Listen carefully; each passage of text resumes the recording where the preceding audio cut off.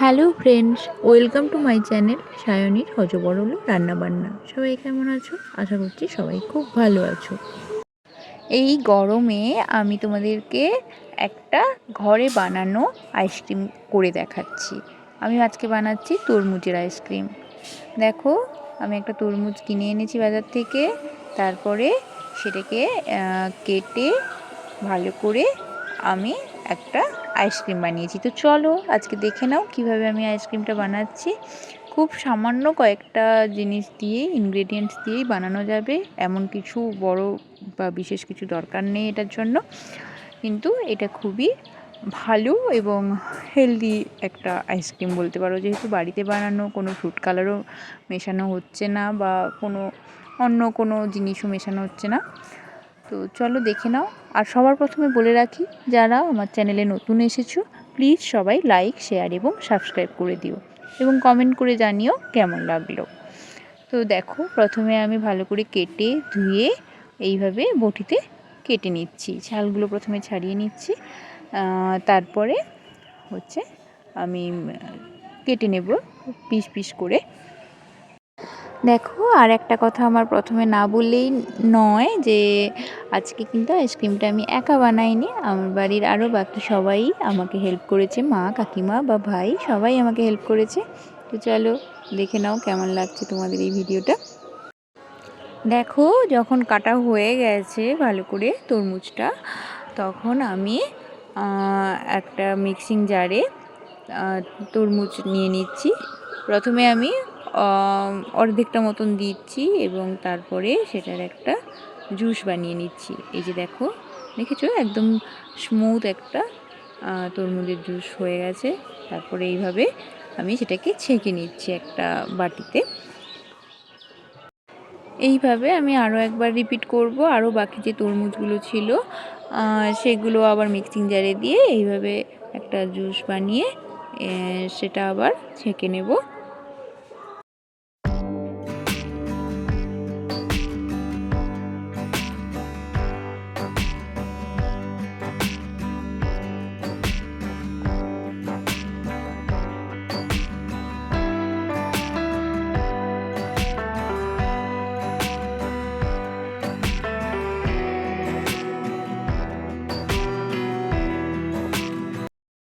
দেখো, এরপর আমি ওই জুসটায় দিয়ে দিচ্ছি সৈন্ধব লবণ।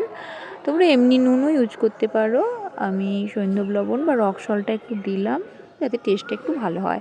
তারপরে চিনিটা তোমরা পরিমাণ মতো দেবে, যে যতটা তোমরা মিষ্টি খেতে চাও সেইভাবে। আমি 3 চামচ মতন দিয়েছি, তোমাদের যদি আরও একটু বেশি মনে হয় তো দিতে পারো। তারপরে অল্প একটুখানি লেবুর রস নিংড়ে দিচ্ছি, দিয়ে ভালো করে মিক্সড করে নিচ্ছি। এরপরে এই যে দেখো, আমি এরকম প্লাস্টিকের গ্লাসগুলো নিয়েছি, দিয়ে তাতে ঢেলে দিচ্ছি। তবে তোমরা চাইলে চা বা কফির যে ছোট গ্লাসগুলো পাওয়া যায় কাগজের, ওগুলো ইউজ করতে পারো। এইভাবে আমি একটা ছোট বাটিতে করে সবগুলো গ্লাস এইভাবে ভর্তি করে দিচ্ছি।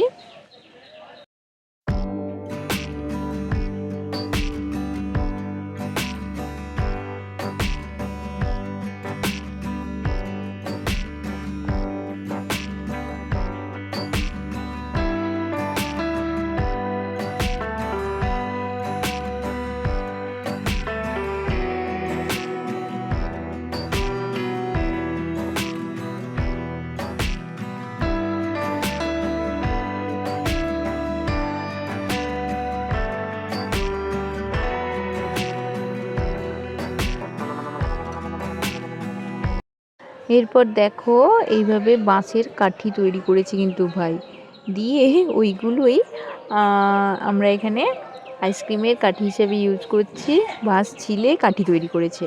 তারপরে দেখো, এইভাবে ফ্রিজে একটা একটা করে রেখে দিচ্ছি এবং তারপরে ঢাকা দিয়ে আমরা ফ্রিজটা বন্ধ করে দেবো।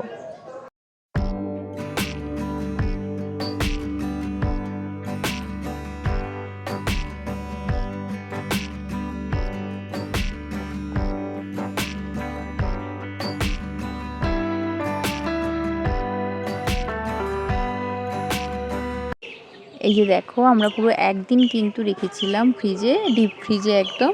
তারপরে বের করেছি। দেখো কি সুন্দর জমে গেছে আমাদের তরমুজের আইসক্রিম, একদম রেডি সার্ভ করার জন্য।